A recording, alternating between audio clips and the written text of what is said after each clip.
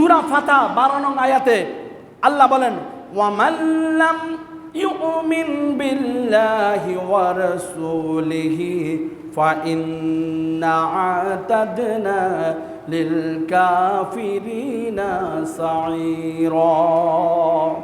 ওয়ামান লাম ইউমিন বিল্লাহ, যারা আল্লাহকে বিশ্বাস করে না, আল্লাহর প্রতি ঈমান আনে না, ওয়া রাসূলিহি, রসুলের প্রতি, তার রসুলের প্রতি ঈমান আনে না, আল্লাহর নবীর উপর ঈমান আনে না, ফাইন্না আ'তাদনা লিল কাফিরিনা সাঈরা, নিশ্চয় আল্লাহ কাফেরদের জন্য জ্বলন্ত আগুন জাহান্নাম তৈরি করে রেখে দিয়েছেন। যারা ঈমান আনবে না, রসুলকে বিশ্বাস করবে না, তাদের জন্য জাহান্নামের অগ্নিকুণ্ড আল্লাহ তাআলা তৈরি করেছেন। বলি নাউযুবিল্লাহ। আল্লাহ রসুলকে মানতে হবে, বিশ্বাস করতে হবে। মিলাদুন নবী বলি, ইয়ামুন নবী বলি, যা বলি কেন বলি না কেন, আল্লাহর নবীকে বিশ্বাস করতে হবে, ঠিক কি না? মিলাদুন নবী অস্বীকার করা সেটা তো কাফেরদের অন্তর্ভুক্ত, ঠিক কি না? মিলাদুন নবী মানে কি? রাসূলুল্লাহর শুভ আগমন। রাসূলুল্লাহর কি?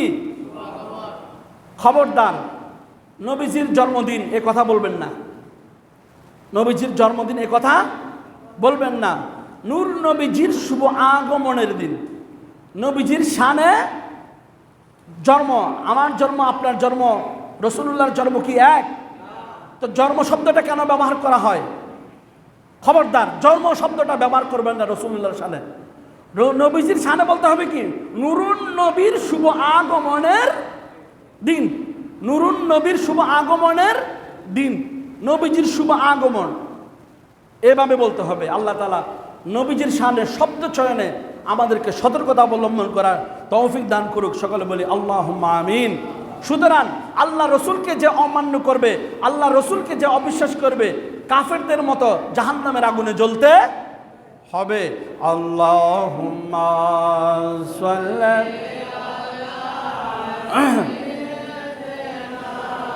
মাওলানা মুহাম্মদ ওয়া আলা আলি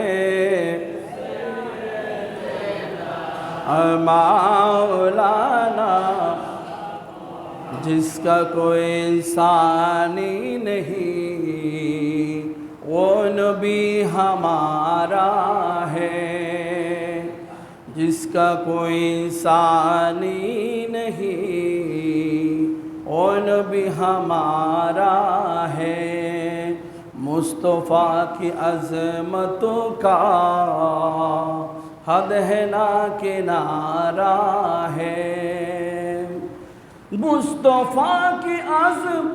मुस्तफ़ा की अज़मतों का हद है किनारा है।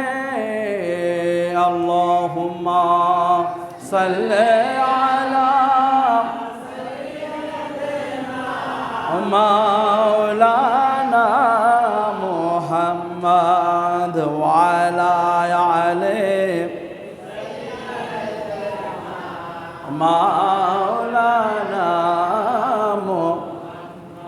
প্যারা হাজিরিন, আল্লাহ তাআলা বলেন আমিনু বিল্লাহি ওয়া রাসূলিহি, তোমরা আল্লাহর প্রতি ঈমান আনয়ন করো, ওয়া রাসূলিহি, রাসূলের প্রতি ঈমান আনয়ন করো, ওয়া আনফিকু মিম্মা জাআলাকুম মুস্তাখলাফিনা ফিহি। এখানে দেখেন আল্লাহর প্রতি ঈমান আনো, আল্লাহর নবীর প্রতি কি আনো? ঈমান আনো।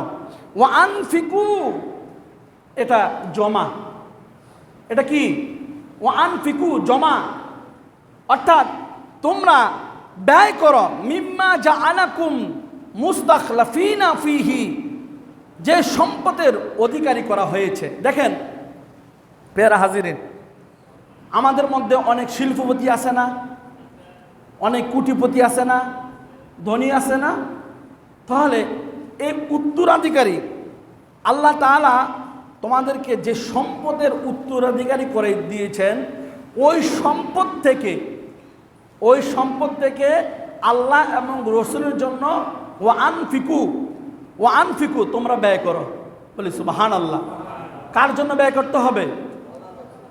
আল্লাহ রসুলের জন্য। এখন আসন্ন জশ্নে জুলুস, আসন্ন মিলাদুন নবী, জন্য আমি আপনার কাছে গেলাম, ভাই মিলাদুন্নবীর জন্য 10,000 টাকা দিয়ে দেন। আর আপনি যদি বলেন ভাই আমার তো টাকা নাই, এই অবস্থা খুব খারাপ, মানুষ সাক্ষ্য দিচ্ছে আপনার অবস্থা ভালো, তাহলে এখানে বলা আছে যে সম্পদের অধিকারই করা হয়েছে, সম্পদ তো একদিন দেয় নাই আল্লাহ, একদিনই দিছে। হ্যাঁ, আস্তে আস্তে ধীরে ধীরে ধীরে ধীরে আপনাকে সম্পদের মালিক বানিয়ে দিয়েছে। তাহলে আল্লাহ বলেন ওই সম্পদ থেকে ইয়ানফিকু, তোমরা ব্যয় করো। কার জন্য? আল্লাহ এবং রসুলের জন্য। কার জন্য? আল্লাহ এবং রসুলের জন্য। এখন আল্লাহ রসুলের জন্য আমরা ব্যয় করতে চাই কি চাই না? আল্লাহ নবীর জন্য খরচ করতে চাই কি চাই না? যেই নবী আমাকে আপনাকে সকলকে, যদি আমরা নবীকে মানি, যেই নবীর শাফাত ছাড়া আমরা কখনো পার হব না, সেই নবীর জন্য আমরা কি সম্পদ ব্যয় করতে পারি না? পারি কি পারি না? আপনার অবস্থান থেকে, আমি আমার অবস্থান থেকে, শিল্পপতির অবস্থান থেকে, ধনীর অবস্থান থেকে আল্লাহর নবীর জন্য, রসুলের জন্য, আল্লাহর জন্য ব্যয় করতে হবে। আল্লাহ তাআলা আমাদেরকে ব্যয় করার, নবীর জন্য ব্যয় করার তৌফিক দান করুন। সকলে বলি আল্লাহুম্মা আমিন। আল্লাহ বলেন সূরা তাগাবুন ৮ নং আয়াতে বলেন ফাআমিনু বিল্লাহি ওয়া রাসূলিহি ওয়ান নূরি আল্লাযী আনজালনা। অনেকে নূর অস্বীকার করে কি করে না? রাসূলুল্লাহ মাটির মানুষ, উনি কি নূরের তৈরি নাকি? বলে কি বলে না? তো রাসূলুল্লাহ নূরের তৈরি, আল্লাহর নবী কিসের তৈরি? আমরা একটু আসতে বলি, আল্লাহর নবী কিসের তৈরি? নাকি মাটির তৈরি? আল্লাহর নবী নূরের তৈরি। এই নূরকে অস্বীকার করলে জাহান্নামের আগুনে ভোগ করতে হবে। কথাকে বুঝা আসছে?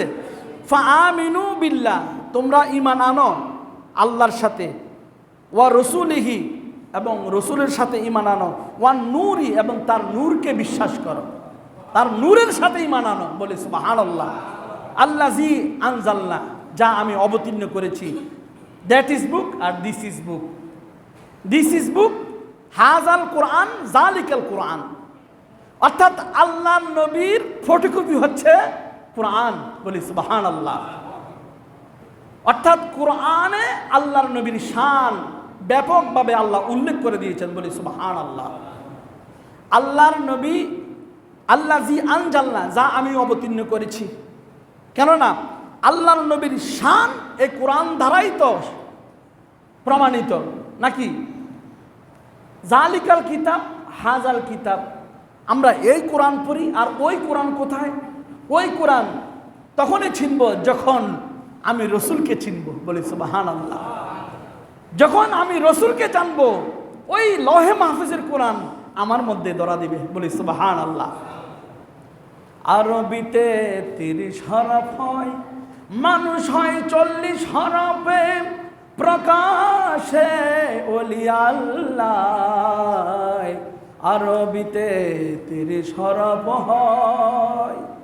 এটা আধ্যাত্মিক কথা, ওজনী কথা, এমন জ্ঞান যেটা ওলি আল্লাহর মধ্যে আল্লাহ দিয়েছে। বলি সুবহানাল্লাহ। এই জন্য আল বেলায়েতু জিল্লুন নবুয়া, বেলায়েত হচ্ছে নবুয়তের কি ছায়া। আল্লাহ রসুল আমার কাছ থেকে, আপনার কাছ থেকে যায় নাই, আল্লাহর নবী আমার আপনার মধ্যে জিন্দা। বলি সুবহানাল্লাহ। যদি আমরা রসুলকে চিনি, রসুলকে জানি, অবশ্যই আল্লাহ রসুল সাল্লাল্লাহু আলাইহি সাল্লাম আমাকে ধরা দিবে। ঠিক কি না? ধরা দিবে কি দিবে না? আল্লাহ রসুল কখনো কৃপণতা করেন না। এর জন্য আশিকদের উচিত বেশি বেশি করে রসুলুল্লাহর শানে খরচ করা। ঠিক কি না? হঠাৎ একদিন আল্লাহর নবী আপনার কাছে ধরা দিয়ে দিবে, আপনার জন্য জান্নাত ওয়াজিব, জাহান্নাম কি হারাম। আমরা জান্নাত চাই কি চাই না? না, আমরা জান্নাত চাই না, আমরা আল্লাহকে চাই। আমরা কাকে চাই? আল্লাহকে চাই। আমরা আল্লাহর পাগল, আল্লাহ এবং রসুলের পাগল যখন হয়ে যাব, জান্নাত অটোমেটিকলি আমার পাগল হয়ে যাবে। বলি সুবহানাল্লাহ। আমি যদি রসুলের পাগল হই, রসুল বাদ দিয়া আল্লাহকে বিশ্বাস না করে আপনি জান্নাতের পাগল হইলে হইব নি? হ্যাঁ, মুখা শরীফ হজ করিয়া মদিনাতে মক্কা শরীফ হজ করিলে মদিনাতে নাহি গেলে, মদিনাতে না গেলে হজ কবুল হবে না। আমার কিছু ভালো লাগে না, মন হয়েছে দেওয়ানা, মনে কয় উইরা যাইতাম সোনার মদিনা। ইবাদত বন্দেগী কবুল করাইতে হইলে মদিনা শরীফ আগে যাইতে হবে। মদিনার বড় বাড়িকে তাজিম না করলে আপনার ইবাদত আল্লাহর দরবারে কিছু কবুল হবে না। আগে মদিনার বড় বাড়িকে কি করতে হবে? তাজিম করতে হবে, হুজরা শরীফে যেতে হবে, ঠিক কি না? আল্লাহ আমাদেরকে বুঝার তৌফিক দান করুক, সকলে বলি আমিন। সূরা আরাফ 158 আয়াতে আল্লাহ বলেন, ফাআমিনু বিল্লাহি ওয়া রাসূলিহি নাবিয়ুল উম্মি। এ দেখেন, এই নাবিয়ুল উম্মি শব্দের অর্থ হচ্ছে আল্লাহর নবী মুহাম্মদ রাসূলুল্লাহ উম্মি নয়, মূর্খ নয়। নাবিয়ুল উম্মি মানে নবীগণের সর্দার। বলি সুবহানাল্লাহ। আল্লাহর নবী মূর্খ নয়, নিরক্ষর নয়, আল্লাহর নবী কিছু জানে না এমন নয়। আমিনু ফাআমিনু, অতঃপর তোমরা ঈমান আনো আল্লাহকে, ওয়া রাসূলিহি এবং রাসূলুল্লাহর সাথে, আল্লাহর সাথে ঈমান আনো। আর নাবিয়ুল উম্মি, এবং নবী হচ্ছে সকল নবীগণের কি সরদার। আল্লাযী, যিনি বিল্লাহি ওয়া কালিমাতি, যিনি আল্লাহর কথাকে বিশ্বাস করেন। আমার নবী কার কথা বিশ্বাস করেন? আল্লাহর কথাকে বিশ্বাস করেন। ওয়াত্তাবিউহু, এবং তোমরা ইত্তেবা করো, তোমরা আল্লাহর নবীর ইত্তেবা করো, রাসূলকে অনুসরণ করো। লাআল্লাকুম তাহতাদুন, তারপর তোমরা হেদায়েত প্রাপ্ত হবে। তারপর আল্লাহ তোমাদেরকে কি করবে? হেদায়েত করবে, যদি আল্লাহ রাসূলকে কি করা হয়? ইত্তেবা করা হয়।